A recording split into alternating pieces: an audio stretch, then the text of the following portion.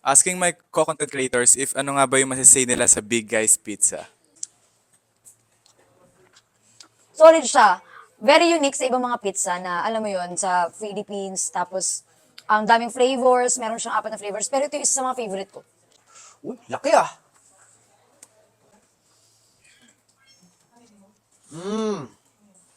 Suabe. Ang sarap. Gusto ko yung texture niya. Hindi siya sobrang lutong. Sobrang malinamnam. Tsaka tamang-tama lang yung texture niya. Sobrang sarap. Gusto ko to. Sarap. I love it. Hala, ang sarap! Ang sarap nito, perfect. Gusto ko yung toppings niya at ang daming flavors pa. Sobrang laki ng Big Guys Pizza. Para sa akin, 10/10 to.